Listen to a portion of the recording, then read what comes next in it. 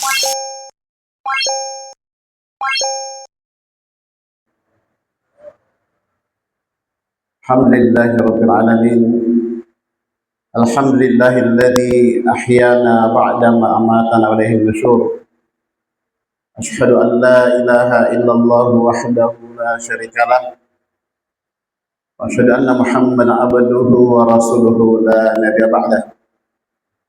Amma ba'd, yang terhormat dan kita muliakan Al-Ustaz Dr. Haji Ahmad Hanafi Dayuta LCMA, yang kami hormati Ketua Pengurus Masjid Bahrun Nisa beserta jajarannya, yang kami hormati seluruh jamaah Masjid Bahrun Nisa, bapak-bapak, ibu-ibu, saudara-saudari yang sama-sama berbahagia. Alhamdulillah, di hari Jumat yang mulia ini, di bulan yang penuh berkah, Allah Subhanahu wa taala berikan kepada kita kesempatan untuk sama-sama duduk bermajlis Raudhatun min Riyadil Jannah, taman di antara taman-taman surga. Hari ini kita turut berbahagia dan kami dari pengurus Masjid Bahrun Nisa mengucapkan ahlan wa sahlan, selamat datang pada jamaah dalam hal menghadiri kajian bulanan DKM Bidang Ibadah dan Dakwah Pengurus Masjid Bahrun Nisa. Dan terkhusus kita ucapkan terima kasih kepada pemateri kita Ustaz Dr. Haji Ahmad Hanafi Dayuta LCMA atas kehadirannya dalam memberikan sebentar tausiah motivasi terkait dengan kemuliaan 10 awal Dzulhijjah, dan insya Allah beliau akan tambahkan sedikit terkait dengan kurban, adab dan kemuliaannya. Kami selaku MC pada kesempatan berbahagia ini akan menyampaikan beberapa susunan acara secara singkat. Pertama adalah pembukaan oleh MC, berikutnya pembacaan ayat suci Al-Quran, ketiga sepatah kata dari ketua pengurus, dan yang keempat acara inti, kemudian tanya jawab dan penyerahan cenderamata dan foto bersama, kemudian penutup istirahat kita sholat syuruk, dan kami mengajak kepada jamaah sekalian setelah syuruk kalian yang pulang, karena insya Allah setelah kita syuruk istirahat akan ada suguhan sarapan pagi dari divisi bidang muslimah di masjid kita ini. Baik, kita masuk pada acara yang kedua, yaitu pembacaan suci Al-Quran yang akan dibawakan oleh imam kita, Imam Masjid Bahrun Nisa, kepada Al-Akh Ammar bin Ansyar selaku mahasiswa IAI Istiba Makassar. Dengan hormat disilahkan.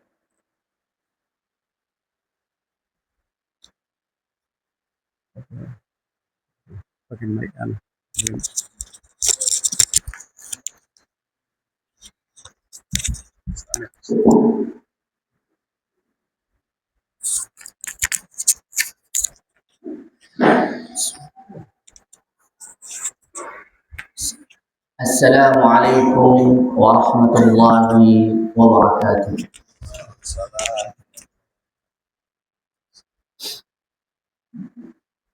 A'udzu billahi minasy syaithanir rajim.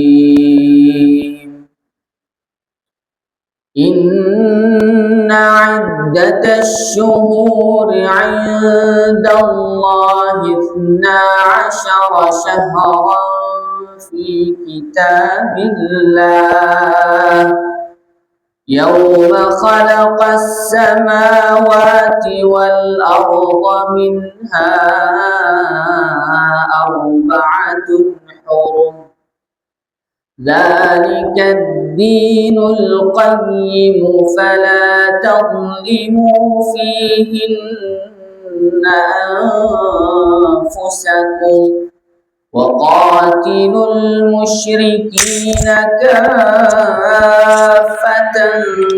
kama yuqatilunakum kaffah wa'lamu anna الله مع المتقين إنما النسيء زيادة في الكفر يضل به الذين كفروا يحلونه عاما ويحرمونه عاما ليواطئوا عدة ما حرم الله فيحلوا ما حرم الله زين لهم سوء أعمالهم والله لا يهدي القوم الكافرين يا أيها الذين آمنوا ما لكم إذا قيل لكم انفروا في سبيل الله اثاقلتم إلى الأرض أرضيتم بالحياة الدنيا من الآخرة فما متاع الحياة الدنيا في الآخرة إلا قليل إلا تنفروا يعذبكم عذابا أليما إلا تنفروا يعذبكم عذابا أليما ويستبدل قوما غيركم ولا تضروه شيئا والله على كل شيء قدير. صدق الله. Assalamualaikum warahmatullahi wabarakatuh. Waalaikumsalam.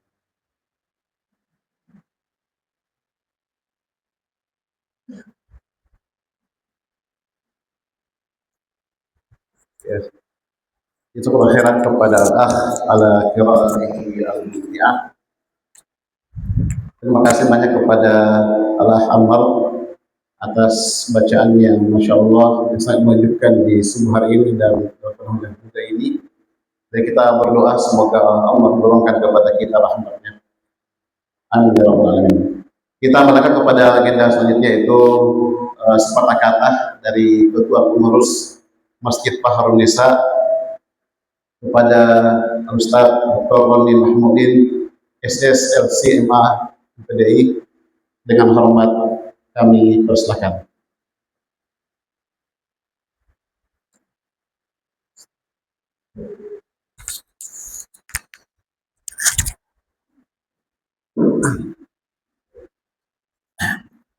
Bismillahirrahmanirrahim. Assalamualaikum warahmatullahi wabarakatuh. Waalaikumsalam. Alhamdulillahirabbil alamin. Wassalatu wassalamu ala asyrafil anbiya'i wal mursalin wa ala alihi wa sahbihi ajma'in, amma ba'd. Yang kami hormati Ustadzuna Al-Fadil Dr. Haji Ahmad Hanafi dan Junta LCMA selaku Rektor Institut Agama Islam Stiba Makassar. Ahlan wa sahlan kepada Ustaz. Yang kami hormati juga kepada para jemaah, baik yang bapak-bapak atau ibu-ibu yang menyempatkan hadir dalam kegiatan kajian bulanan pada subuh hari ini. Begitu juga yang kami hormati kepada seluruh pengurus yang sudah hadir dan yang melaksanakan kegiatan kali ini. Pertama-tama kita senantiasa memuji Allah Subhanahu wa taala dan bersyukur kepadanya atas segala lipat rahmat dan hidayahnya sehingga pada subuh hari ini kita dapat dikumpulkan oleh Allah Subhanahu wa taala di rumah Allah dalam rangka menjalankan sholat subuh secara berjamaah yang insya Allah dirangkaikan dengan kajian bulanan pada subuh hari ini insya Allah. Salawat dan salam senantiasa tercurahkan kepada junjungan kita Nabiullah Muhammad sallallahu alaihi wasallam beserta keluarga dan para sahabatnya, para pengikutnya yang tetap setia berpegang teguh kepada sunnah-sunnah beliau dan para sahabatnya hingga hari kiamat kelak. Amin ya rabbal alamin. Bapak hadirin wal hadirat rahimakumullah, kami ucapkan sekali lagi kepada Al-Ustaz Dr. Ahmad Hanafi ya atas kesediaannya untuk bersilaturahmi di Masjid Fahrul Nisa bersama jamaah Masjid Fahrul Nisa.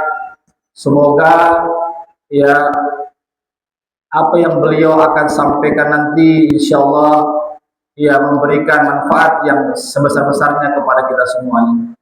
Oleh karena itu kita berharap kepada jemaah semua untuk menyimak dengan baik-baik apa yang akan beliau sampaikan. Kemudian kami juga mengucapkan terima kasih syukron kepada semua jemaah yang sudah hadir pada subuh hari ini, baik yang laki-laki, bapak-bapak, ataupun ibu-ibu. Ya, insya Allah setiap langkah-langkah kita ke masjid semuanya bernilai ibadah di sisi Allah Subhanahu Wa Taala. Apalagi kita akan mengadakan majelis ilmu, majelis yang sangat dibangga-banggakan oleh Allah Subhanahu Wa Taala di hadapan para malaikatnya. Kami juga ucapkan syukron ya wa jazakumullah khairan kepada pengurus ya yang sudah ya saling bertahun sehingga pelaksanaan kajian bulanan ini terkait tentang Dzulhijjah dapat terlaksana ya, wabil khusus kepada divisi ibadah dan dakwah yang dikoordinator oleh Ustadz Sumardi. Barangkali ini yang bisa kami sampaikan sebagai semata kata saja, dan kami juga memohon maaf kepada kita semua jika dalam pelaksanaan kegiatan ini terdapat kekurangan dan kesalahan. Kami mohon maaf. Dan demikianlah sambutan dari kami. Wabillahi taufiq. Wassalamualaikum warahmatullahi wabarakatuh. Assalamualaikum.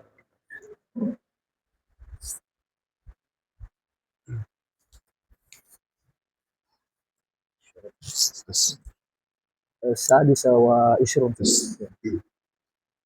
Terima kasih Ustaz, syukran jazakumullah khairan atas sambutannya kepada kita semua. Baik, kita melangkah ke acara inti dalam kegiatan kajian bulanan kita pada pagi hari ini, yaitu dengan tema Raih Kemuliaan 10 Awal Dzulhijjah yang akan dibawakan oleh Ustaz kita Ustaz Dr. Haji Ahmad Hanafi Dayuti LSMA. Namun sebelum kami persilakan beliau, tak kenal maka ta'aruf.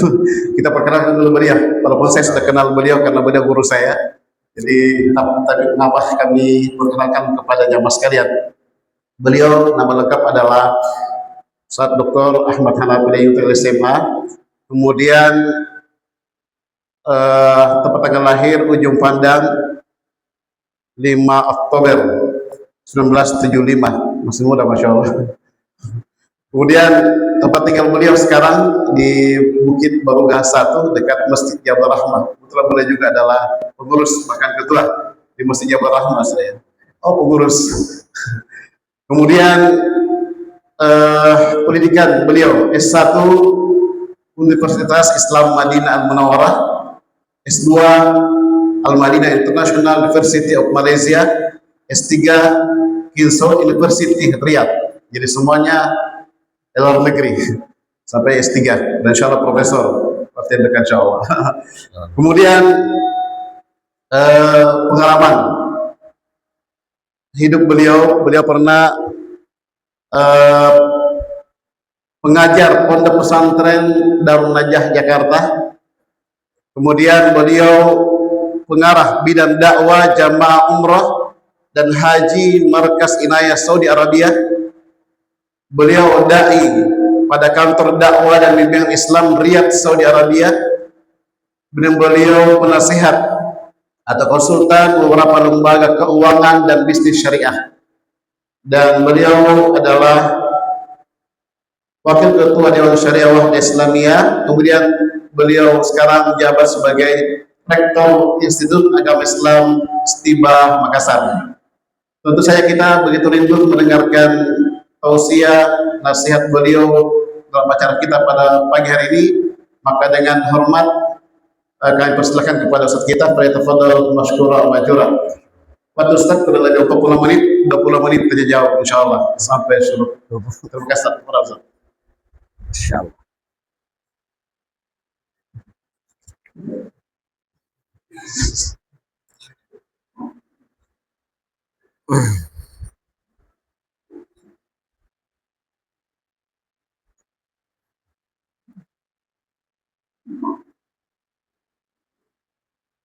Bismillahirrahmanirrahim. Assalamualaikum warahmatullahi wabarakatuh. Alhamdulillah, alhamdulillahilladzi jama'ana lihada wa ma kunna linajtami'a laula an jama'ana Allah. Wassalatu wassalam ala man la nabiyya ba'dah wa ala alihi wa sahbihi wa man walah.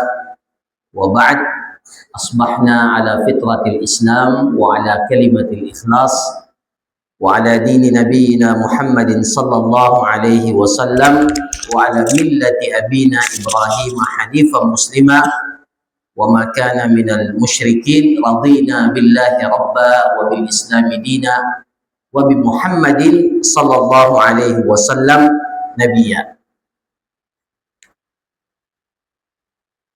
Yang pertama, tentunya kita bersyukur dan memuji kepada Allah yang masih berkenan memberikan kepada kita kesempatan, memberikan kepada kita kekuatan dan kesehatan setelah nikmat iman, setelah nikmat Islam, yang dengannya kita dapat hadir bersama-sama memaksimalkan tugas penghambaan diri kita kepada Allah Azza wa Jal. Dan memang untuk itulah kita diciptakan oleh Allah Subhanahu wa Ta'ala. Bapak Ibu sekalian, hadirin hadirat, tidak ada gelar yang kita cari di dunia ini melainkan gelar penghambaan. Wa ma khalaqtul jinna wal insa illa liya'budun. Memastikan bahwa kita ini adalah hambanya Allah, itu tugas kita. Kemudian salawat dan salam kita kirimkan kepada baginda Rasulullah sallallahu alaihi wasallam. Dan bertepatan hari ini hari Jumat, ya, kita diperintahkan fa'aksiru fihi minas salati alayya fa inna salatakum ma'rudatun alayya. Hari yang paling mulia itu adalah hari Jumat, dan apabila kalian bertemu dengan hari Jumat, perbanyaklah mengucapkan salawat, karena salawat yang kalian ucapkan itu akan sampai kepada aku. Begitu sabda Rasulullah sallallahu alaihi wasallam. Maka mudah-mudahan dengan salawat ini menunjukkan kecintaan kita, komitmen, kesetiaan, kecintaan kita kepada baginda Rasulullah sallallahu alaihi wasallam, yang dengannya kita memohon kepada Allah mudah-mudahan kita semua diistiqomahkan oleh Allah untuk selalu mengikuti tuntunan petunjuk ajaran yang diwariskan oleh Nabi kita Nabi Muhammad sallallahu alaihi wasallam. Kemudian yang ketiga, terima kasih, syukran wa jazakumullah khairan kepada pengurus, kepada jamaah yang memberikan kesempatan kepada kami untuk bersilaturahim di Masjid Fahrun Nisa. Ini masjid sudah lama saya dengar. Nah, ya, tunggu-tunggu juga kapan apa yang diminta untuk, ya, karena saya lihat jadwal tarawih yang lalu tidak ada masjid ini di daftar, ya. Alhamdulillah diberikan kesempatan. Makanya ketika Ustaz Sumardi hubungi saya untuk Sabtu Ahad, saya bilang Sabtu Ahad saya sudah punya kegiatan.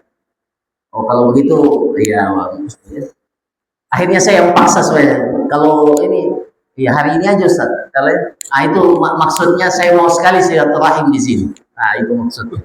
Alhamdulillah ya, setelah saya usulkan hari Jumat ternyata disetujui oleh pengurus, ya jazakumullah khairan. Jadi sebenarnya kaget juga subuh hari ini disambut seperti ini. Ya saya membayangkan biasa-biasa saja, tapi masya Allah luar biasa, jazakumullahu khairan. Bapak Ibu sekalian yang dirahmati oleh Allah, saya kasih mukaddimah karena waktu kita singkat. Saya kasih mukaddimah begini. Kita ini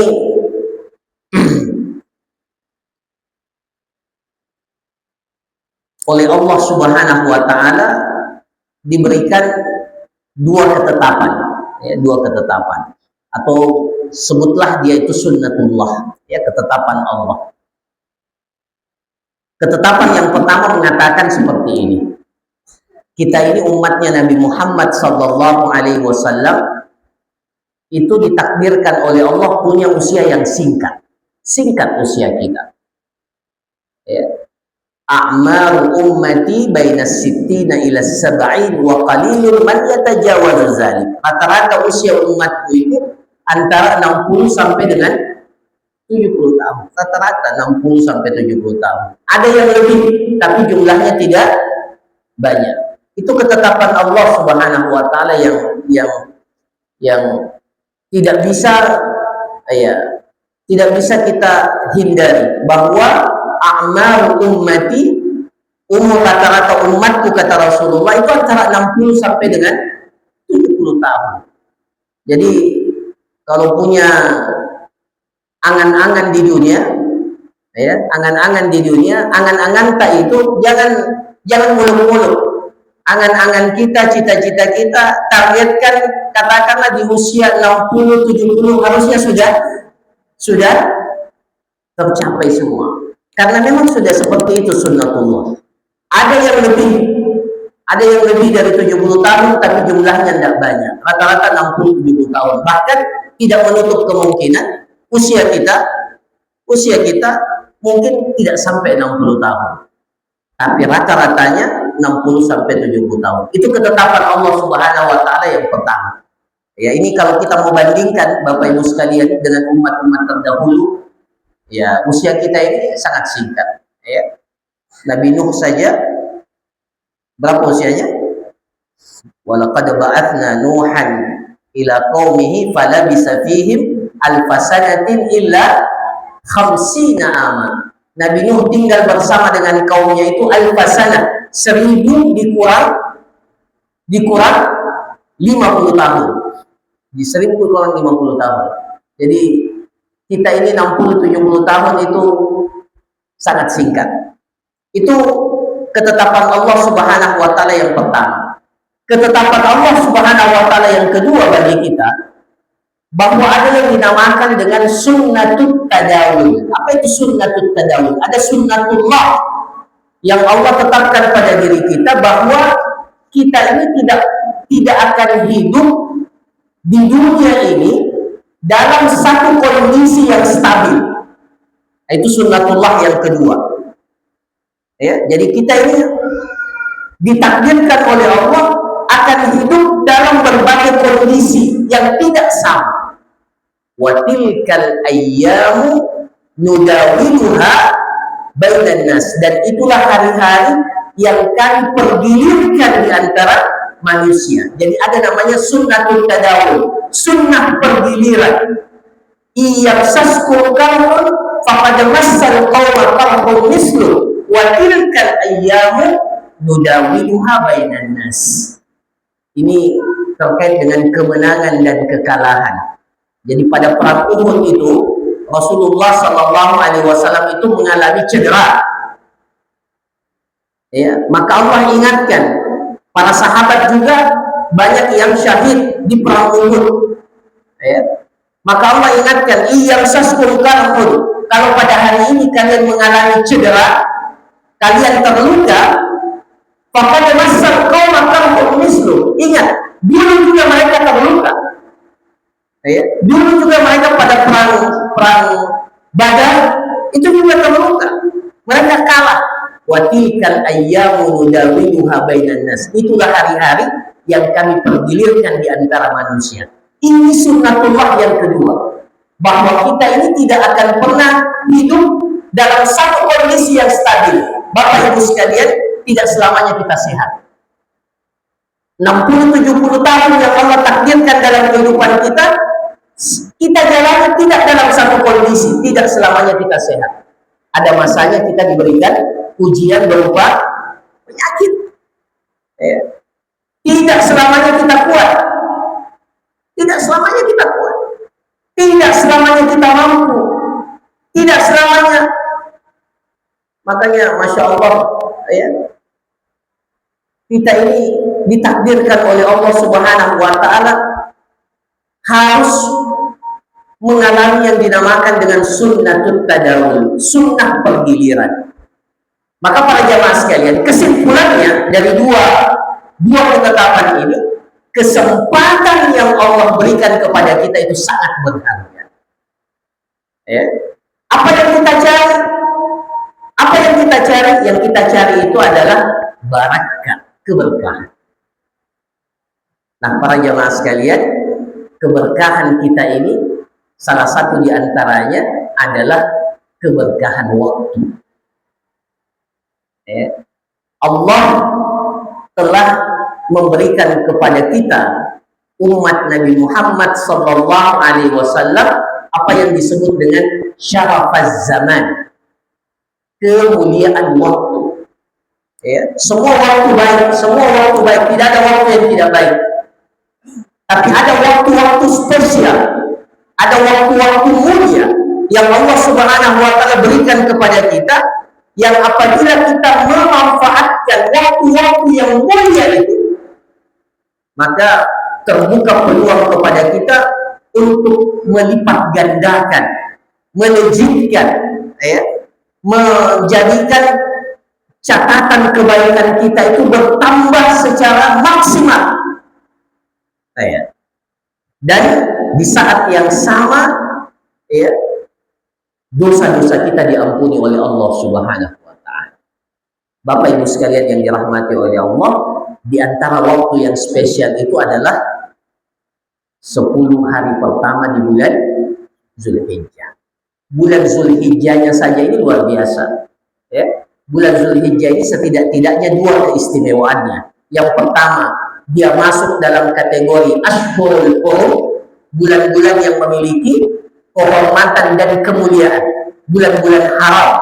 Tadi Masya Allah, ya, dalam bacaan yang dibacakan oleh qari kita langsung dibacakan, inna iddatash syuhuri indallahi isna asyara syahran fi kitabillahi yawma khalaqas samawati wal arda minha arba'atul hurum. Jadi dari 12 bulan itu ada 4 bulan yang masuk dalam kategori Ashhurul Hurum. Ya. Kata para ulama kita, bulan-bulan haram ini, ya, bulan-bulan haram ini kemaksiatan atau kezaliman yang dilakukan di bulan-bulan ini itu dosanya lebih besar dibandingkan kezaliman yang dilakukan di bulan-bulan yang lain. Begitu pula kebaikan yang dilakukan di bulan-bulan ini, di bulan-bulan haram ini, itu pahalanya jauh lebih besar dibandingkan kebaikan-kebaikan yang kita lakukan di waktu-waktu yang lain. 4 bulan itu adalah bulan ini sekarang, bulan yang 3 berturut-turut, Zulqa'dah, kemudian Zulhijjah, Muharram, dan yang satu terpisah itu bulan Rajab. Nah, para jamaah sekalian, ini keistimewaan. Kemudian yang kedua, bulan Zulhijjah ini secara umum ada bulan yang dipilih oleh Allah Subhanahu wa Ta'ala untuk pelaksanaan ibadah haji. Dan kata para ulama kita, ketika Allah Subhanahu wa Ta'ala mengkhususkan satu bulan untuk amalan yang wajib, itu berarti bulan itu memiliki keistimewaan. Sama dengan bulan Ramadan, ketika Allah Subhanahu wa Ta'ala mengistimewakan dan memilih Ramadan itu sebagai bulan kita melaksanakan ibadah puasa wajib. Ibadah puasa wajib.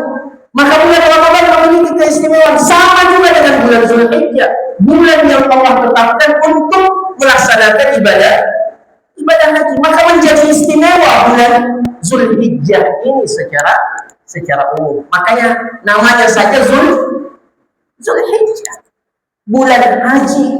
Ya. Makanya ya, ketika ada usulan apa namanya supaya haji tidak terlalu padat, ya maka sebaiknya ada yang mengusulkan begitu. Sebaiknya haji itu 2 kali dalam 2 kali dalam 1 tahun. Ada yang pernah usulkan begitu. Ini melanggar ketetapan. Ya, ini pendapatnya lah deh. Ya, pendapat yang ya, tidak pada tempatnya, tidak memahami bagaimana Allah Subhanahu wa taala memberikan keistimewaan dan kemuliaan, dan Allah Maha tahu bahwa di bulan Zulhijjah itu memang Allah Subhanahu wa taala istimewakan sebagai bulan yang dipilih untuk pelaksanaan ibadah haji. Ya, bahkan dikatakan dalam Al-Qur'an, al-hajju ashhurun ma'lumat. Ya. Nah, para jemaah sekalian yang dirahmati oleh Allah, dari keumuman bulan Zulhijjah ini, ya, maka secara spesifik 10 hari pertama di bulan Zulhijjah ini memiliki keistimewaan yang khusus. Ya. Jadi bulan Zulhijjah ini bulan mulia, tapi dari seluruh rangkaian bulan Zulhijjah mulai awal sampai akhir, 10 hari pertama ini menjadi hari-hari yang sangat spesial. Kenapa spesial para jamaah sekalian? Pertama, dia masuk dalam sumpahnya Allah. Dan kalau Allah bersumpah dengan sesuatu itu menandakan bahwa sumpahnya Allah pada sesuatu itu menunjukkan sesuatu itu memiliki keistimewaan. Wal fajri wal layalin ashar wasyaf'i wal watr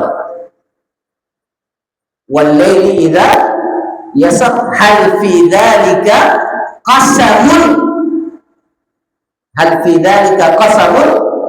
lidhi hijr. Ya, bahkan dikatakan hal fi dzalika qasamun lidhi hijr, bagi orang-orang yang berakal itu mampu tidak dia menangkap qasam, sumpahnya Allah Subhanahu wa taala. Dan di antara sumpah Allah itu adalah wal fajri wal layalin ashar. Para ulama kita mengatakan, para mufassirin ahli tafsir mengatakan wal layalin ashar itu adalah 10 hari pertama di bulan Zulhijjah. Jadi dijadikan Allah Subhanahu wa taala sebagai sumpah. Ya. Dan kalau Allah sudah bersumpah dengan sesuatu, menunjukkan bahwa sesuatu itu menjadi sesuatu yang memiliki keistimewaan. Itu yang pertama. Yang kedua, para jamaah sekalian, 10 hari pertama ini diistimewakan oleh Allah. Dalam hadis Ibnu Abbas, ya, dalam hadis Ibnu Abbas, Rasulullah Shallallahu Alaihi Wasallam bersabda, "Ma min ayyamin al-amalus salihu fihinna ahabbu ila Allah min hadhihi al-ayyam, yakni ayyamil ashar." Rasulullah SAW mengatakan, tidak ada hari-hari ahabbu ila Allah, menjadi hari-hari yang paling dicintai oleh Allah. Al-amalu shalihu fihinna ahabbu ila Allah. Amal soleh yang dilakukan pada hari-hari itu paling dicintai oleh Allah. Garis bawah itu para jamaah sekalian, paling dicintai. Ada 2 yang perlu kita garis bawahi: amal soleh dan paling dicintai.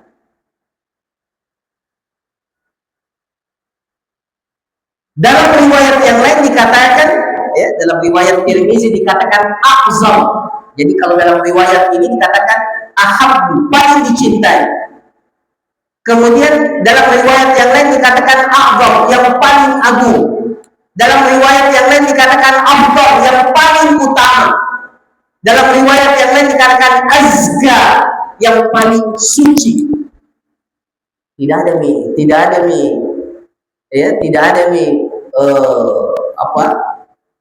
penghargaan yang melebihi dari penghargaan ini, paling dicintai, paling afdal, paling agung, paling suci.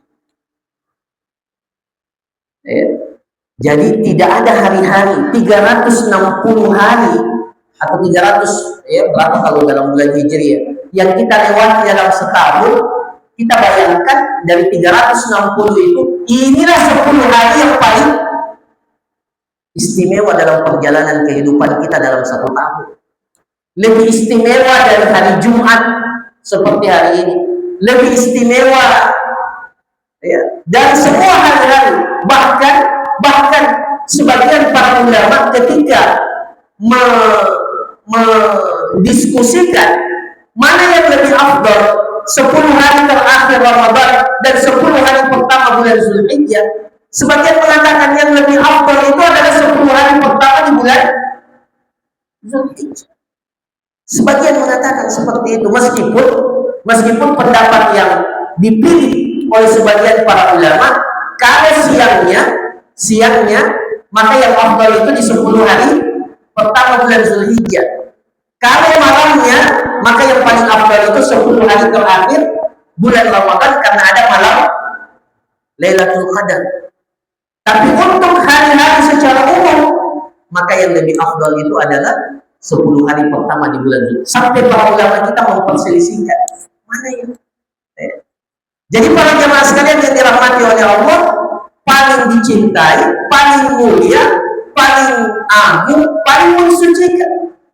Tidak ada lagi penghargaan yang melebihi penghargaan kepada 10 hari pertama ini. Al-amalu shalihu fihinna ahabbu ila Allah min hadhihi al-ayyam. Amal saleh yang dilakukan di hari-hari itu menjadi amal soleh yang paling dicintai. Maka tiba-tiba para sahabat itu berpikir, langsung cari amal soleh yang paling istimewa, langsung tanya kepada Rasulullah, walal jihadu fi sabilillah, wahai Rasulullah, apakah amal soleh yang kita lakukan di 10 hari pertama di bulan Zulhijjah itu melebihi jihad fi sabilillah? Para sahabat itu orang cerdas semua. Jadi langsung berpikir, oh ini apakah betul-betul istimewa amal soleh yang dilakukan di 10 hari pertama?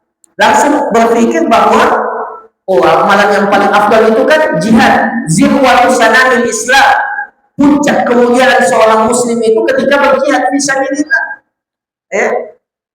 Maka kata Rasulullah, wadal jihad fisabilillah, amal soleh yang kita lakukan di 10 hari pertama di bulan Zulhijjah itu lebih mulia, lebih afdal, lebih dicintai, lebih agung, lebih mensucikan, bahkan menandingi, mengalahkan jihad fisabilillah. Jadi Bapak Ibu sekalian, kalau kita sholat katakanlah sholat subuh di 10 hari pertama bulan Zulhijjah, sholat subuh kita itu lebih afdal daripada jihad fisabilillah. Kalau kita wirid zikir di 10 hari pertama bulan Zulhijjah, maka zikir tak itu lebih afdal daripada jihad fisabilillah. Bukan saya yang katakan, Rasulullah SAW yang katakan. Kalau kita amalan yang paling sederhana, katakanlah kita bersedekah, sedekah kita yang kita lakukan di 10 hari pertama di bulan Zulhijjah itu lebih afdal daripada jihad fisabilillah. Bayangkan. Makanya para sahabat tanya, walal jihadu fisabilillah, kecuali satu jihad, illa rajul kharaja bi nafsihi wa malihi summa lam yarji min dzalika bi syai'. Kecuali seseorang yang keluar berjihad fisabilillah dengan jiwa dan hartanya, dan kemudian dia tidak kembali dengan sesuatu apapun. Cuma itu yang bisa menandingi kebaikan amal soleh yang kita lakukan di 10 hari pertama di bulan Zulhijjah.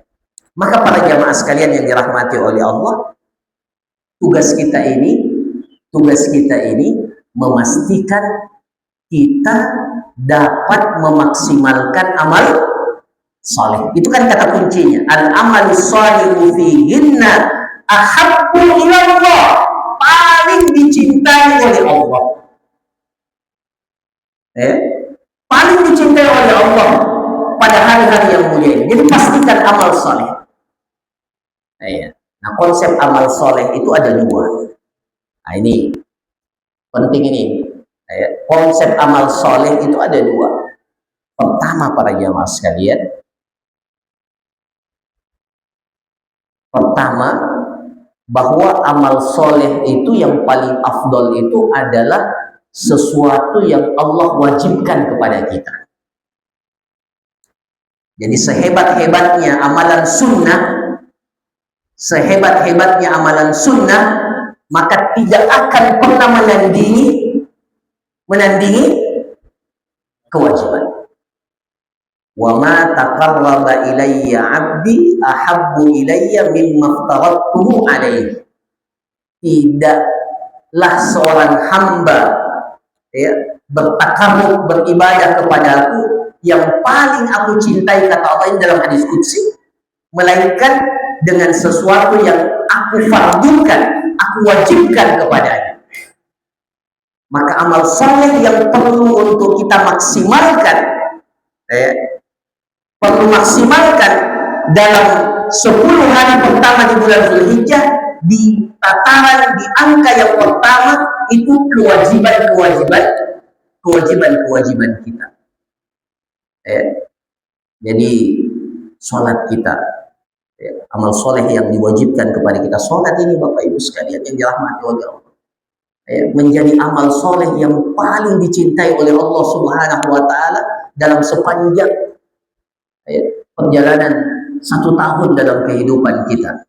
Sholat kita, bahkan diantara amal soleh yang tatarannya wajib itu adalah apa? Di 10 hari pertama bulan Zulhijjah, dan tidak bisa dilakukan kecuali di bulan Zulhijjah adalah ibadah haji. Bapak Ibu sekalian yang dirahmati oleh Allah, sedikit tentang ibadah haji ini. Ibadah haji ini spesial. Dari 5 rukun Islam, ibadah haji ini yang disyariatkan oleh Allah cuma sekali dalam seumur hidup. Mudah-mudahan semua kita diberikan oleh Allah kesempatan untuk ibadah haji. Itu satu. Ibadah haji ini, para jamaah sekalian, kalau ibadah-ibadah yang lain itu menggugurkan dosa-dosa kecil, kata para ulama kita, ibadah haji ini sampai dosa besar pun digugurkan.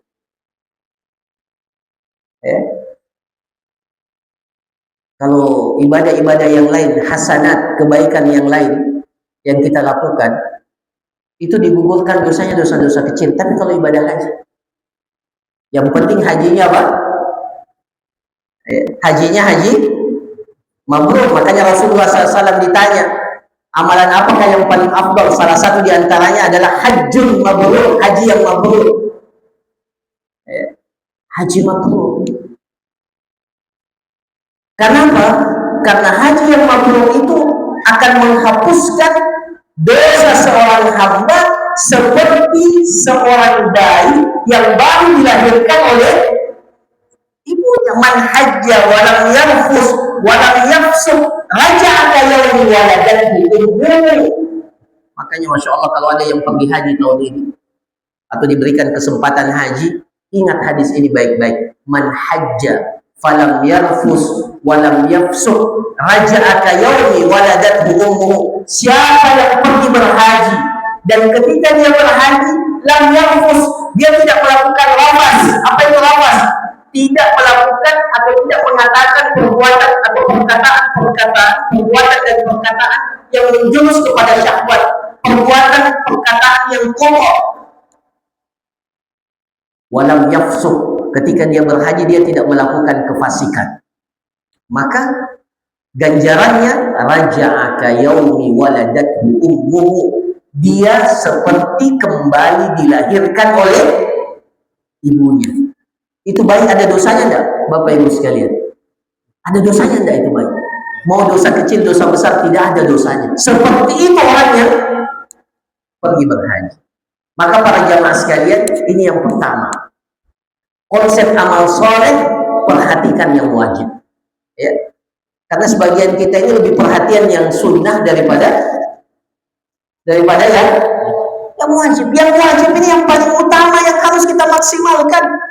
Sholat kita, puasa kita, zakat kita. Jadi kalau ada yang wajib zakat di bulan Zulhijjah, keluarkan memang. Karena itu menjadi amalan yang paling afdal. Yang paling afdal yang Allah Subhanahu wa taala syariatkan kepada kita di 10 hari pertama di bulan Zulhijjah. Nah, kemudian barulah kita lihat memperbanyak amalan-amalan sunnah. Nah, amalan sunnah inilah kesempatan kita berlomba-lomba. Ya, jadi Masya Allah, Alhamdulillah, Bapak Ibu sekalian, amalan wajib itu terbatas. Ya, amalan wajib itu terbatas. Apa yang membedakan antara seseorang dengan yang lain? Itu adalah pada amalan sunnah. Nah, kesempatan. Ini musim kebaikan, ini musim ketaatan. Ini kesempatan kita untuk meraih, mempercepat. Kalau saya biasa membahasakan, inilah kesempatan kita melakukan lompatan-lompatan besar dalam prestasi kebaikan kita di hadapan Allah Subhanahu wa taala. Perbanyak amalan sunnah. Semua amal, yang penting amal soleh. Ya. Dan kalau perlu amalan sunnah kita itu masuk dalam kategori ahsanu amalan. Ini yang saya mau sampaikan. Jadi kita ini selalu bilang yang penting amal soleh. Sebenarnya tidak cukup amal soleh. Yang harus ada dalam konsep beramal kita, amal soleh kita, bagaimana amal soleh kita ini menjadi ahsanu amala alladzi khalaqal mauta wal hayata liyabluwakum ayyukum ahsanu amala. Bapak Ibu sekalian, karena tadi disinggung tentang kurban, ya, maka ketika kita berkurban, kurban itu amal soleh enggak? Amal soleh enggak? Amal soleh jelas. Ya. Bahkan salah satu tujuan di amalan yang secara spesifik disyariatkan kepada kita itu adalah kurban. Yang secara spesifik disyariatkan di 10 hari pertama itu spesifik ya. Amal soleh secara umum yang spesifik itu memperbanyak tahlil, takbir dan takbir. Allahu Akbar, la ilaha illallah, Allahu Akbar, walillahil hamd. Ya, itu kita perbanyak. Mulai tanggal 1 Zulhijjah nanti. Ya, tapi nanti ada yang khusus itu setiap kali waktu sholat. Itu dimulai tanggal 9 Zulhijjah selesai sholat subuh. Ya, selesai sholat subuh. Takbir, tahlil, takbir. Ya, itu diperbanyak mulai tanggal 1. Kemudian secara spesifik puasa sunnah. Bahkan dalam riwayat Hafsah, Nabi SAW tidak pernah meninggalkan 4 hal. Pertama puasa Asyura, kemudian puasa 10 hari pertama di bulan Zulhijjah. Jadi tidak apa-apa, mulai tanggal 1 kita puasa sampai tanggal 10. Jangan ada yang puasa tanggal 10.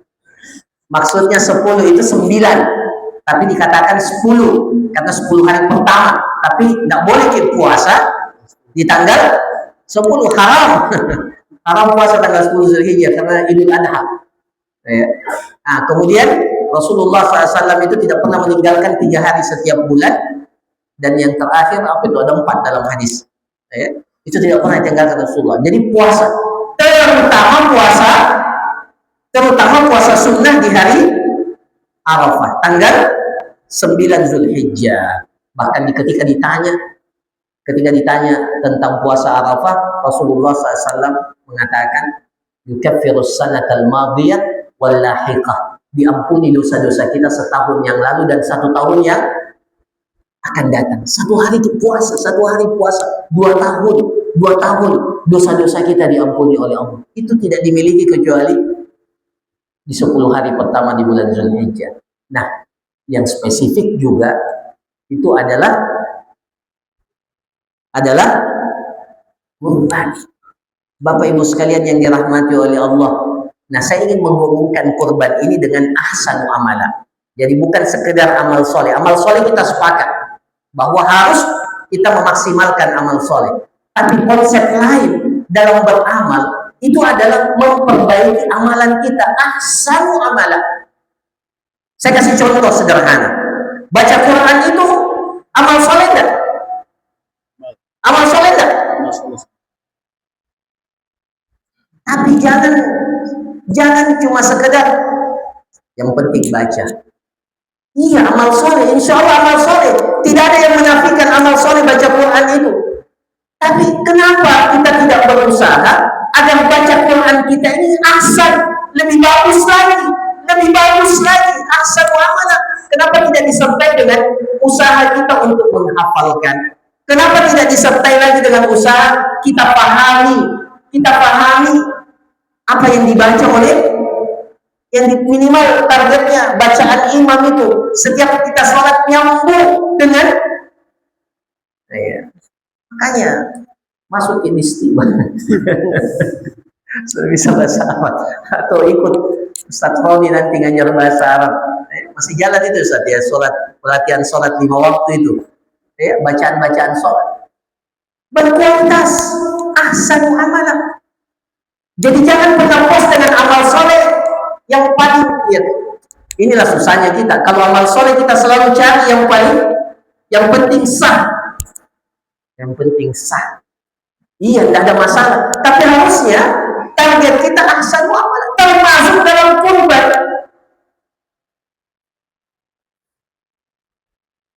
Maksudnya begini. Kalau mau mencapai amal soleh yang sampai pada ahsanu amala, Bapak Ibu sekalian, kalau kita mampu lebih daripada 1/7 sapi, harusnya 1/7 sapi itu amal soleh enggak? Amal soleh enggak? Amal soleh. Tapi harusnya kalau mau konsepnya ahsanu amala, kalau bisa lebih daripada 1/7 sapi, usahakan, maksimalkan. Maksimalkan. Itu baru namanya ahsanu amala. Karena kurban, salah satu makna spesifik kurban itu terasa kurban kita. Kalau ternyata 1/7 sapi belum terasa, belum goyang, kata anak muda sekarang, rekeningnya belum goyang, 1/7 sapi belum terasa, itu harusnya sampai terasa betul. Kan filosofinya mengorbankan Nabiullah Ibrahim itu mengorbankan siapa? Terasa nggak kurbannya itu? Terasa nggak? Saya tanya di bawahnya, terasa nggak itu kurbannya Nabiullah Ibrahim? Terasa betul. Sehingga ketika kita terjemahkan, kita tangkap makna itu pada kurban kita, harusnya kurban kita itu terasa betul. Kalau 1/7 sapi belum terasa, kasih naik, upgrade 2/7 kek, 3/7. Kalau perlu 1 ekor kambing. 1 ekor kambing itu lebih afdol daripada 1/7 sapi. Karena memang lebih mahal juga kan? Lebih mahal ya? Lebih mahal. Kurban itu yang paling afdol itu dalam hadis dikatakan asmanuha wa asmanuha. Apa asman? Asman itu yang paling banyak, yang paling banyak dagingnya, gemuk. Dalam riwayat yang lain dikatakan asmanuha, yang paling mahal harganya. Dan memang itu satu paket. Kalau mau cari yang paling paling gemuk, memang harganya paling pantas. Maka para jamaah sekalian, kita tidak mau sekedar amal soleh. Dalam semua amal kita, konsep dan target kita ahsanu amala. Seandainya waktu tidak masih panjang ini, Ya, ditambah lagi. Tapi kelihatannya ya. Iya. Jadi para jamaah sekalian, pertama ajakannya berkurban. Ya, amalan yang paling afdal. Kalau belum tiada nama tak, di mana itu nama kurban? Belum ada. Di grup. Oh, di grup. Kalau belum ada nama tak di situ, daftar saja dulu. Maksud, oh sudah tutup. Nah, kalau begitu di Istimewa ini. Di Istimewa belum tutup, baru 20 berapa kemarin? 23 ekor sapi. Ayo.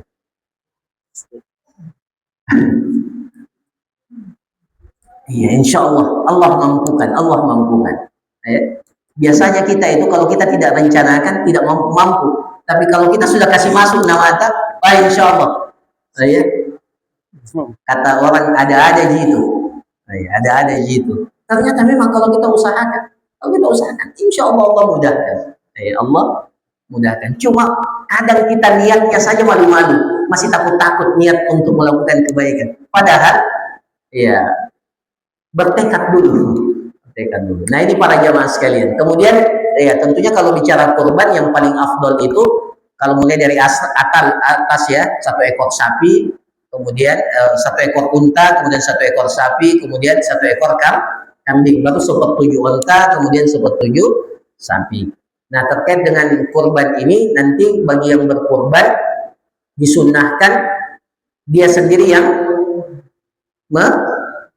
menyembelih kurbannya, ya, tapi bisa diwakilkan kepada orang lain. Kemudian diantara adab yang perlu diperhatikan kalau berkurban ini nanti yang panitia, ya, kalau berkurban itu innallaha katabal ihsan ala kulli syai'in fa idza dzabhtum fa ahsinul dzibha wa idza qataltum fa ahsinu al-qitlah. Lakukan kurban itu dengan proses ihsan. Ihsan itu ahsanu amala. Ya. Jadi diantaranya tajamkan pisaunya, jangan parang tumpul, belum pernah dipakai langsung. Jadi tajamkan. Kemudian paling penting itu wal yurim zabihatahu, hendaklah hewan yang dikurbankan, yang disembelih itu merasa nyaman. Itu ihsan kita, merasa nyaman. Jangan kurban itu kayak kita mau berkelahi sama sapi kurban. Ini, ya Allah, bagaimana tidak stres itu sapi? Ya, maka ihsan. Ya kalau kita di kampus, alhamdulillah kita ada alat perebah, ya, alat perebah yang kita buat. Jadi masya Allah, ya prosesnya langsung ya bisa direbahkan dan ya jangan sampai disiksa itu kasihan. Ya, wal yurid dzabihatahu. Nah, kemudian diantara hal adab yang diperhatikan adalah bahwa disunahkan bagi pekurban itu memakan dari hewan yang dia kurbankan. Hewan yang dia kurbankan itu sunnahnya. Dan daging kurban itu dibagi 3. Ada yang dia makan, ada yang dia sedekahkan, ada yang dia hadiahkan. Dihadiahkan tidak apa-apa. Hadiahkan itu termasuk kepada orang yang mampu sebenarnya. Boleh diberikan hadiah.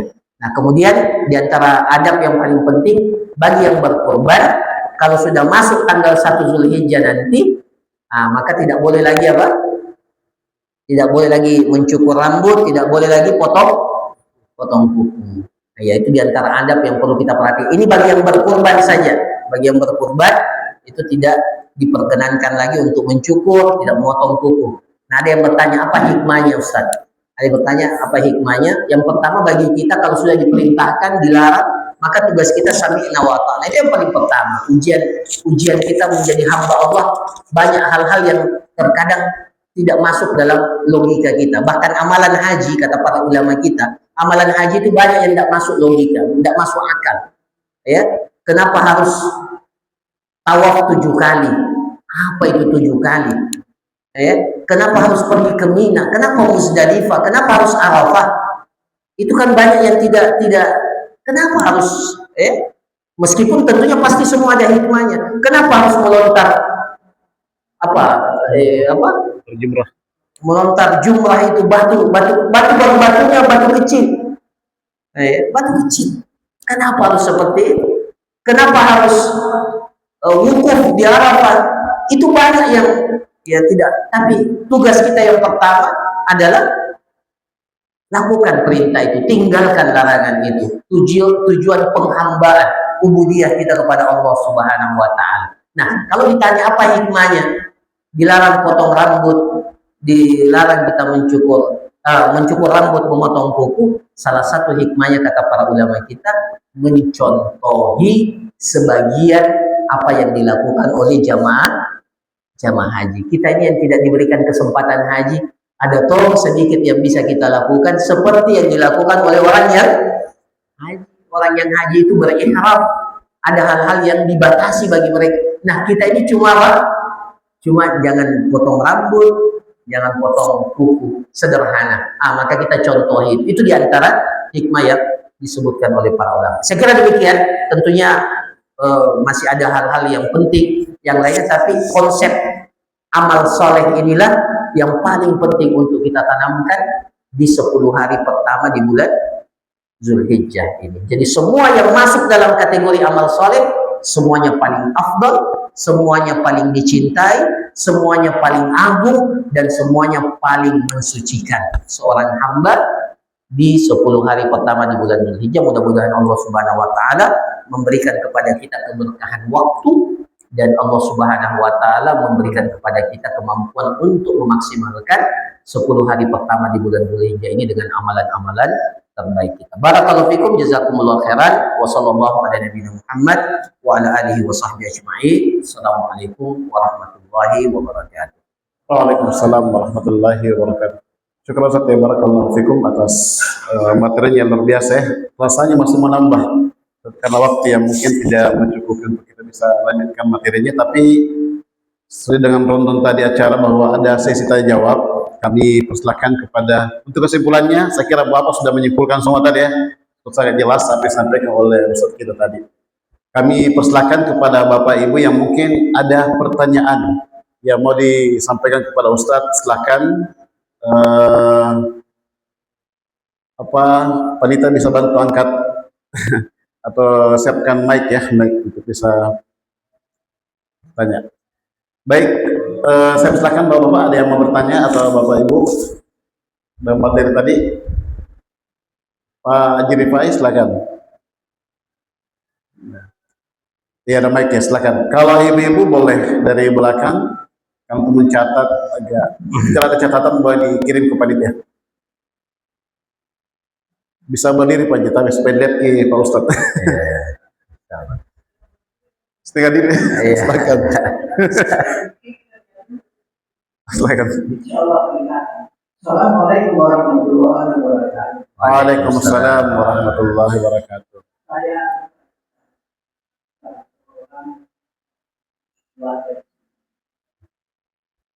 Saya hanya ingin menyampaikan bahwa di masjid Al-Musa ini, alhamdulillah, hampir seperti Islam. Masya Allah. Salat. Masya Allah. Namun di seluruh hari ini memang lebih dari yang kemarin. Dia menandakan bahwa begitu antusiasnya warga masyarakat ini bertemu dengan Islam. Oh, Masya Allah. Mungkin akan mengambil hikmah dari apa yang disampaikan, dan insya Allah akan seperti itu. Saya ingin bertanya sedikit kaitan dengan apa yang disampaikan tadi, khususnya yang pertama adalah berhaji pada bulan haji. Kalau berhaji mungkin disyaratkan bagi orang-orang yang mampu, sehat, dan seterusnya. Bagaimana dengan kelihatan sejarahnya ada di mata kasar, baik maupun mampu, dia sehat, tidak. Berarti dan itu kesempatan barangkali. Begitu pun juga dengan berkurbannya.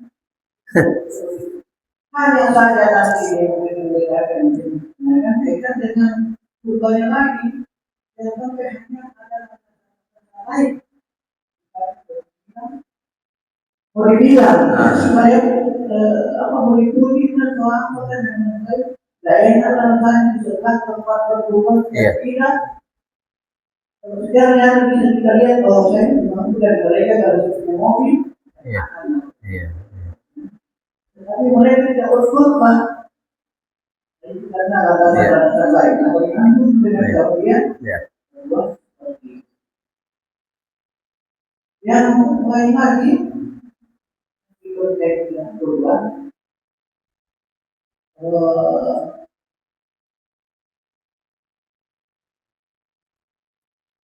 Kurban dari katakan hiburan. Ini besok. Nama pribadi kalau dibilang, maksudnya kalau itu terkenal dengan nama pribadi, tetapi kalau saya berkorban nama aku berarti saya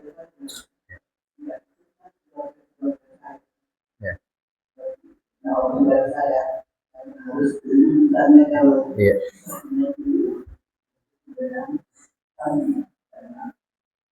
dari persyaratan benar 7. Mungkin hanya itu saja. Assalamualaikum warahmatullahi wabarakatuh. Waalaikumsalam warahmatullahi wabarakatuh. Mungkin jawab saya. Ya, jadi saya sambung saja. Jadi salah satu yang mengaitkan antara ibadah haji dan kurban, karena tadi ditanya. Salah satu syarat yang menggabungkan antara haji dan kurban itu al-istita'ah, kemampuan. Kemampuan. Jadi haji itu tidak wajib kecuali walillahi 'alan nasi hajjul baiti man istata'a ilaihi sabila. Jadi nanti yang dikatakan mampu. Mampu yang mana? Mampu itu kata para ulama ketika terkumpul padanya dua hal.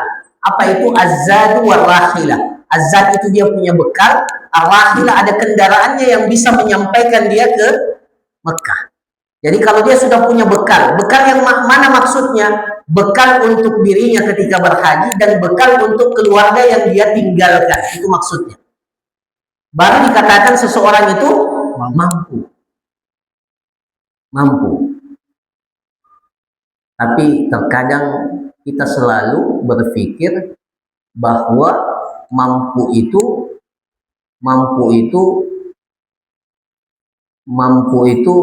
kapasitas kita.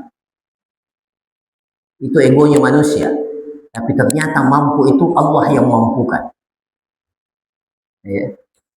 Jadi ada orang mampu yang kita bilang tadi, Pak Haji bilang tadi, mampu secara finansial, tapi tidak dimampukan oleh Allah secara mentalitas mungkin. Ya, jadi Masya Allah, secara azad warahilah, dia punya bekal, dia punya, tapi persoalan mampu dan tidaknya itu persoalan kalau haji itu pilihan.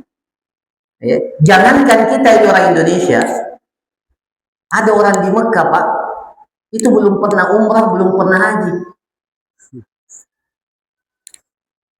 Saya pernah tanya Syekh ada enggak orang di Mekah ini belum pernah haji? Belum pernah umrah, dia bilang, banyak. Orang Mekah nih, jadi bukan persoalan finansial, bukan persoalan jarak, persoalan dimampukan enggak oleh Allah. Nah itu yang kita minta kepada Allah. Kita minta, ya Allah berikan kepada saya kesempatan, mampukan saya untuk. Ada orang yang finansialnya mungkin pas-pasan, tapi Allah mampukan dia pergi umrah, mampukan. Jadi persoalan pilihan, pilihan. Nah, mudah-mudahan Allah mampukan kita. Kemudian ada yang saya tahu, bahkan tahun ini, Masya Allah, yang jadi apa istilahnya? Jadi ikon haji itu, ikon haji tahun ini saya baca di berita, ikon haji seorang jamaah haji asal Tanralili, Maros, Ibu Jumariah kalau tidak salah namanya itu. Bunuh tadi. Ya Allah, kalau dengar kisahnya, cari pakai di YouTube Ibu Jumariah, ikon haji 2026. Buruh tani 100.000 dia sisihkan dari upahnya itu, bisa juga pergi haji. Masya Allah. Kita ini yang kurang kita itu ikhtiar kita, semangat kita dan tekad kita untuk haji. Makanya Allah lihat kan, ana inda zanni abdi bi, saya itu kata Allah bergantung persangkaan hambaku kepada. Jadi kalau kita bersangka baik kepada Allah, Allah mampukan saya, insya Allah mampu. Nah itu sama juga dengan kurban begitu. Kalau kita berbaik sangka kepada Allah, kita tunjukkan ikhtiar kita, Allah mudahkan. Kullun muyassarun lima khuliqa lahu. Setiap orang itu dimudahkan oleh Allah sesuai dengan tujuan penciptaannya. Jadi kalau memang kita ini hamba yang taat, Allah pasti tunjukkan jalan-jalan kemudahan. Tapi kalau niat saja tidak berani, niat saja tidak punya, tekad saja tidak pernah ditunjukkan, bagaimana Allah mau bantu kita? Ya, jadi berbaik sangka dulu pada Allah, termasuk kurban. Jadi syaratnya itu al-istita'ah, kemampuan. Nah, kalau dalam kurban, kemampuan itu patokannya apakah pada tanggal 10 Zulhijjah itu dan tanggal 11, 12, 13 kita punya kelebihan nafkah. Itu saja. Punya kelebihan nafkah yang sudah mencukupi untuk diri kita dan keluarga kita yang wajib kita nafkahi. Ternyata ada kelebihannya. Nah, kelebihannya itu bisa kita beli hewan kurban. Ah, itu baru dikatakan mampu secara finansial dalam pandangan manusia. Ah, itu. Jadi silahkan, ya. Ustaz, belum ada tanda-tandanya. Niatkan memang nih. Ya, niatkan dari sekarang. Insya Allah kalau diniatkan, ditekadkan, insya Allah akan mampu. Kemudian yang kedua tadi, kurban 7 orang. 7. Nggak mesti satu sapi itu 7 orang, 1 orang pun bisa. Ya. Tapi yang paling maksimal itu adalah 1 ekor sapi. Jadi tidak mesti sampai 7 ya. 1 sapi 2 orang saja boleh, 3 orang boleh. Tidak usah ditunggu 7. Kalau dia bilang, Ustaz saya sapi berdua atau bertiga, sudah cukup. Tidak usah ditambah lagi. Itu paling afdal juga. Artinya kalau ada 1 ekor sapi 3 orang umpamanya, tergantung kemampuan. Tapi paling maksimal itu 7. Nah, 1 sapi atau 1/7 sapi itu untuk 1 orang untuk ini. Tapi bagi yang berkurban, niat kurbannya itu bisa dibagi kepada yang lain, kepada keluarganya. Dalam hadis dikatakan, ya, dalam hadis Jabir dikatakan, kami di masa Nabi berkorban untuk dirinya dan untuk ahlu bait, untuk seluruh anggota keluarganya. Jadi dia berkorban untuk dirinya dan dia niatkan kurban itu untuk keluarganya, ahlu. Makanya Nabi SAW ketika menyembelih kambing itu apa dia baca? Allahumma. Kan Rasulullah berkorban dengan 2 ekor kambing. Ketika dia kambing yang pertama, Rasulullah SAW mengatakan Allahumma taqabbal, Bismillahi Allahu Akbar, Allahumma taqabbal min Muhammad wa ali Muhammad. Ya, jadi Rasulullah baca doa ini. Setelah Rasulullah menyebut nama Allah, Bismillah Allahu Akbar, ini sunnahnya kalau kita berkurban, yang memotong itu baca Bismillahi Allahu Akbar, Allahumma taqabbal, ya Allah terima kurban ini min Muhammad, dari Muhammad, wa ali Muhammad, dan keluarga Muhammad. Jadi kalau kurban dan kita yang potong, baca itu, atau yang diamanahkan potong, baca ini buat fulan dan keluarganya, sehingga semua keluarganya, baik yang masih hidup ataupun yang sudah meninggal dunia, itu semuanya insya Allah akan masuk dan mendapatkan pahala kebaikan dari ibadah kurban itu. Wallahu a'lam. Iya, Masya Allah. Terakhir ada ibu-ibu ya, ibu saya silakan karena waktu. Ibu Marley yang sayang ya, nggak salah. Silakan mereka diberikan tawet panitia.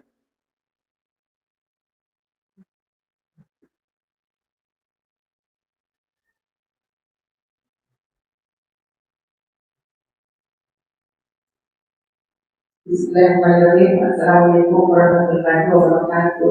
Waalaikumsalam warahmatullahi wabarakatuh. Ya, syukur atas kesempatan yang diberikan. Kami mengingatkan saya mau bertanya, Ustaz, bagaimana dengan hukumnya orang yang berkorban apa pernah diakikah, apakah itu bisa diterima? Kami selama ini orang tua kami yang sudah lama kan, kami hendak berkurban setiap tahun, sedangkan kami tidak tahu apakah waktu mereka hidup atau pas meninggal mereka digolongkan kami, apakah amalannya bisa sampai atau tidak. Terus yang kedua, Ustaz, kami dulu pemahaman orang tua kami bahwa akikah itu bisa 1 ekor sapi dan masuk 7 orang. Terus itu boleh dilakukan dan kami juga berkorban setelah itu. Apakah itu juga bisa diterima amalan kurban kami, Ustaz? Ataukah kami harus membeli kami dulu untuk memotongkan niat akikah untuk orang tua kami dan kami sendiri, Ustaz? Itu saja, Ustaz. Syukran. Assalamualaikum warahmatullahi wabarakatuh. Assalam. Ini termasuk pertanyaan yang paling sulit saya jawab. Dan berapa kali ditanya saya belum mendapatkan jawaban yang meyakinkan. Bahkan ya, tapi saya jawab begini. Akikah itu disyariatkan untuk orang tua, bukan untuk pribadi kita. Jadi kalau orang tua kita tidak mampu, tidak usah memaksakan diri untuk akikah, mengakikahkan diri. Ya, meskipun di riwayat Nabi SAW mengakikahkan dirinya, tapi wallahu alam, saya tidak tahu apakah riwayat itu kuat atau tidak. Ya. Tapi yang jelas akikah itu kan 7 hari ya, 7 hari setelah kelahiran. Kalau tidak bisa ditunda, ya, bahkan ada yang mengatakan sampai 3 kali. Kalau memang tidak mampu ya sudah. Dan hukumnya adalah sunnah muakkadah, sama juga dengan kurban. Tidak sampai pada tingkatan apa? Wajib. Ya, jadi kalau ada orang yang tidak diakikah, tidak perlu merasa bahwa saya meninggalkan satu kewajiban. Tidak. Karena para ulama kita mengatakan bahwa akikah itu hukumnya sunnah muakkadah. Dan sunnah muakkadahnya itu dibebankan kepada siapa? Kepada orang tua. Dan ya tabe kalau orang tua kita sudah meninggal dunia, kan tidak bisa lagi kita cek itu. Dulu saya diakikahkan atau kita dulu diakikahkan atau tidak. Ya.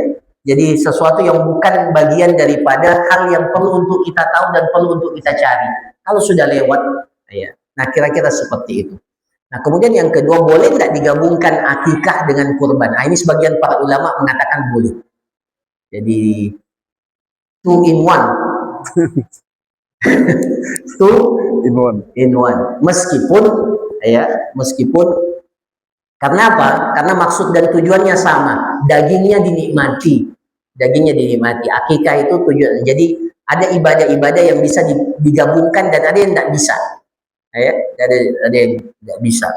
Jadi ketika tujuannya hampir sama atau sama, maka ya sebagian mengatakan boleh digabungkan. Ya, boleh digabungkan. Tapi ya seperti tadi, kalau sudah lewat nih waktunya, yang paling penting itu kurbannya saudara. Ya, bukan memastikan apakah kita sudah diakikah atau tidak. Kemudian boleh tak berkurban dengan 1/7 akikah dengan apa? 1/7 sapi. Ya, meskipun ada yang bolehkan, tapi kalau lihat teks hadisnya, akikah itu dengan apa? Dengan kambing. Kalau untuk laki-laki 2 ekor dan kalau untuk wanita 1 ekor. Nah, tapi ada yang membolehkan. Saya tidak bisa menutupi bahwa memang ada yang dalam mazhab Syafi'i katakanlah itu membolehkan dengan 1/7 sapi. Ya, makanya di sebagian tempat itu selain kurban itu juga dibilang akikah, ditulis akikah. Jadi 1/7 sapinya itu sekaligus apa? Akikah. Iya, wallahu a'lam. Ya, saya kira seperti itu. Ya, terakhir sekali ya karena waktu kita mau suruh. Pak Haji Budi, silakan Pak Haji Budi angkat tangan. Naiknya. Ini terakhir Bapak. Kalaupun nanti ada pertanyaan bisa dititip ke saya kirimkan. Silakan Pak Haji. Terima kasih atas kesempatan yang diberikan. Pertanyaan saya masih singkat. Bahwasannya selama ini kita berkurban, tapi saya tidak pernah, mungkin ada di antara orang atau saudara kita itu. Dan kalau saya sendiri belum terlalu paham, begini Ustaz, kenapa jemaah haji itu digandengkan dengan kurban? Itu aja pertanyaan saya. Ya. Assalamualaikum warahmatullahi wabarakatuh.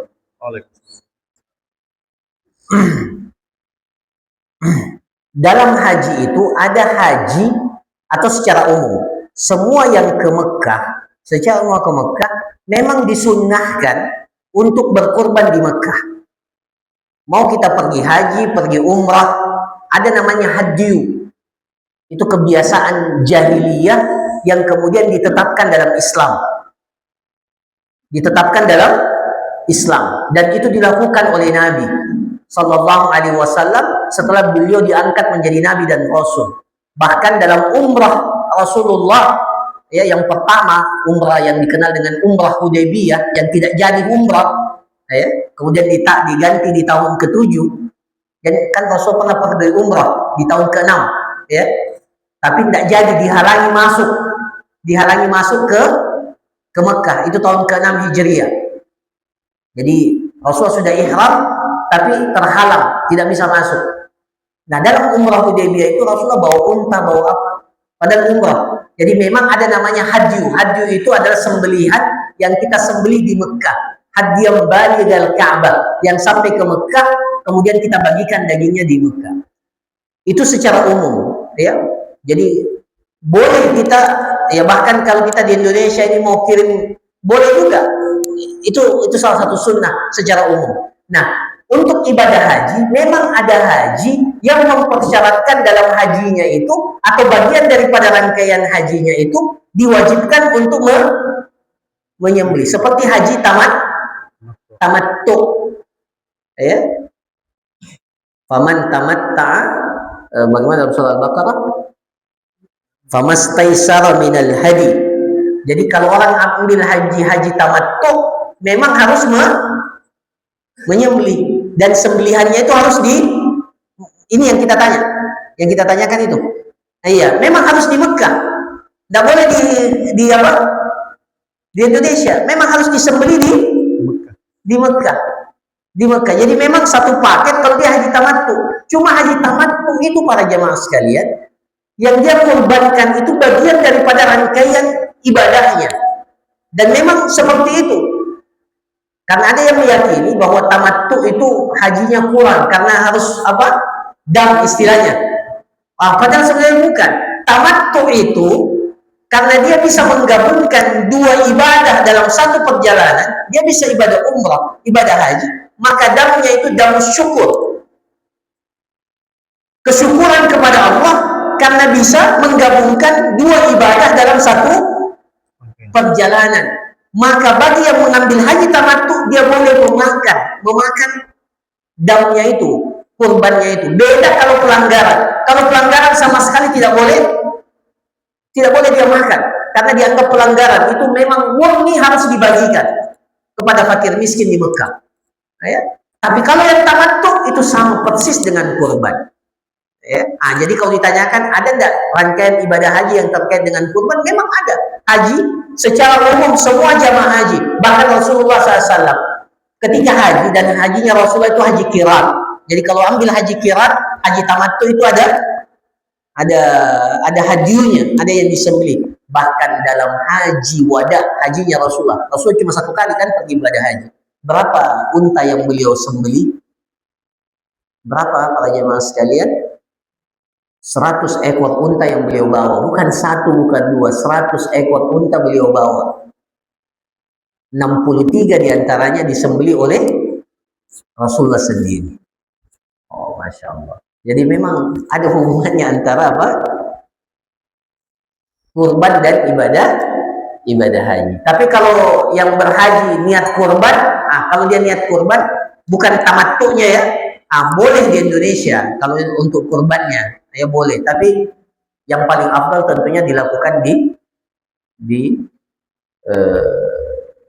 Mekah dalam rangka melaksanakan ibadah haji, karena dia masuk dalam kategori hadyu. Tapi kalau dari sisi manfaat, kalau dia kurban ya bukan tamattunya, maka sebenarnya manfaatnya lebih manfaat kalau kita kurban di di mana? Di Indonesia. Ya, masih banyak saudara kita yang ya, ya mungkin ya jarang-jarang makan daging. Nah, ya. Allahu a'lam. Ya, terima kasih saya kira cukup ya terjawab kepada bapak sekalian. Kami secara pribadi Ustaz dan juga mewakili pengurus dan jamaah Masjid Darul Islam mengucapkan syukran jazakumullah khairan atas ilmu, nasihat dan tausiah. Kita berharap Ustaz ini bukan kunjungan pertama. Bisa ada kunjungan berikutnya dari kunjungan ini Ustaz. Karena masih banyak mungkin mau bertanya, cuma karena waktu yang tidak yang membatasi kita. Kami hanya mendoakan Ustaz semoga Ustaz sehat selalu. Nasallallahu ya'ala kulla hati fi mizani hasanatikum yauma la yanfa'u malun wa la banun illa man atallaha bi. Baik, Bapak sekalian, kita beralih kepada agenda selanjutnya yaitu penyerahan cenderamata dari pengurus Ustaz. Mungkin bisa maju ke depan dan akan diserahkan oleh ketua pengurus Masjid Darul Islam Ustaz Roni Mahmudin. Kami persilahkan hormat. Ya, ada Ustaz, ada. Ini baru ada kajian saya dikasih sertifikat. Allah Akbar. Begitu Pak Rektor. Ya, saya minta sekretaris masjid Ustaz Rizky silakan dan wakil ketua ada Pak Jamaluddin silakan dampingi jalan ceramatannya. Pak Jamal maju, Pak Jamal. Kalau ini orang setiva juga.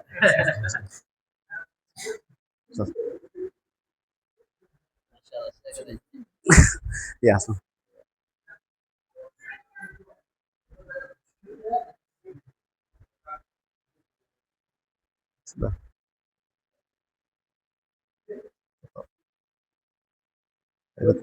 Tetap.